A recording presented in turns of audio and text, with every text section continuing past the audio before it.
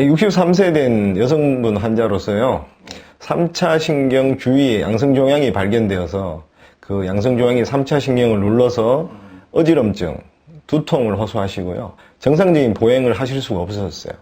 본인은 직선으로 걸으시는데 대각선으로 가시는 거죠. 그리고 눈도 잘 안 감기시고요. 그러니까 얼굴에 정상적인 주름이 잘 안 잡히시는 그런 상태로 내원을 하셨습니다.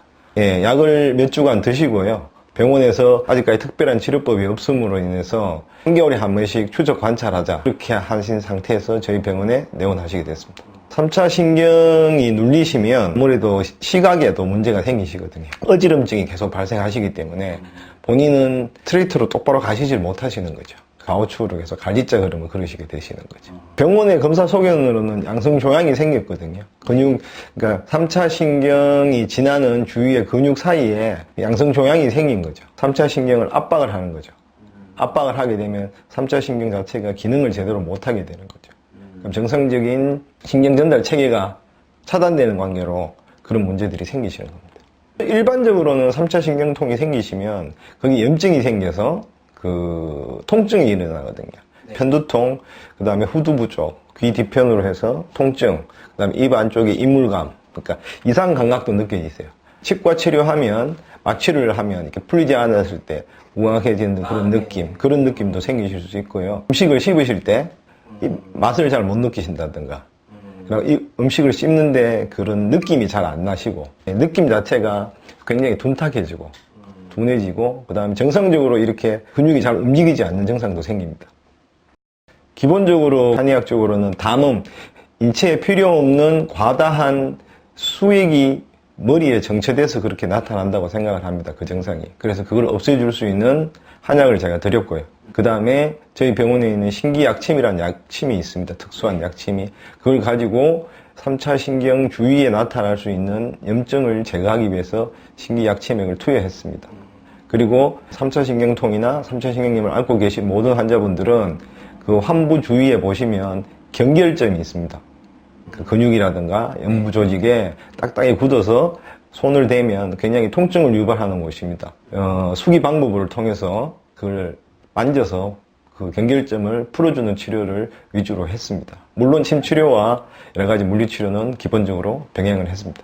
주위에 제가 합니다. 이 3차 신경이라는 것은 여기 흡근, 그 다음에 척두근 이런 데 다 포함되거든요. 다 분지를 가지고 있는데 그 주위에 그 기능이 떨어짐으로 해서 근육이 정상적으로 늘어났다 줄었다를 하지 못하는 TP와 같이 경결점이 생기게 됩니다. 종양이 될 수도 있습니다. 한의학적으로는.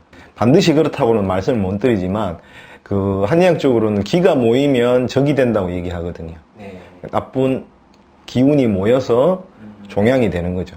그래서 그 나쁜 기운을, 그 기운이라는 게 습일 수도 있고 담일 수도 있고 의열일 수도 있습니다. 나쁜 피일 수도 있죠. 그거를 제거하는 거는 의사가 판별을 하여서 그거를 제거하는 약물 처방을 동시에 했습니다. 전혀 없지는 않습니다. 본인이 생활 습관을 고치지 못하시거나 뭐 술, 담배 이런 걸 너무 과도하게 하시거나 과도한 스트레스를 받으시면 생기실 수는 있습니다. 그렇지만 제가 지시한 대로 관리를 잘 하시고 생활에 조금만 주의를 기울이신다면 뭐 크게 재발하시진 않으실 겁니다. 원리는 한의학적으로는 필요 없는 노폐물을 제거하는 거고요. 현대의학적으로는 아까 신경 자체가 눌려서 그 기능을 못하는 거니까 신경이 눌리지 않게끔 주위의 근육을 풀어주고 거기에 신경이 눌리게 되면 당연히 염증이 생기게 됩니다. 염증을 제거하는 치료를 병행하게 되면 그래서 그 증상이 없어지게끔 만들어주는 거죠. 그 신기약침은 지금까지 개발된 그 어떤 약침, 그 양방의 어떠한 소염제보다도 몸에 가장 부작용은 적고요. 염증을 가장 빨리 없앨 수 있는 그러한 약물입니다. 쉽게 생각하시면 한약재를 선별해서 달여서 그거를 정화해서 정제해서 몸속에 투여한다고 생각하시면 됩니다. 만드는 방법 자체가 틀립니다. 기존의 약침 한의원에서 사용하는 약침들은 다 희석식입니다. 원료를 가지고 아주 소량의 원료를 가지고 희석을 하는 거고요. 저희들 같은 신기약침액은 약을 추출해서 사용하는 겁니다. 쉽게 구하실 수 있는 약재인데요. 연자육이라는 약이 있습니다. 거기에 있는 하나의 중요한 성분을 추출합니다. 그렇게 사용하는 거지 연장약 자체를 드신다고 해서 의미가 있으신 건 아닙니다. 거기에 있는 특정한 약물을 특수한 공법에 의해서 거기에 있는 특별한 유효 성분을 추출했었습니다.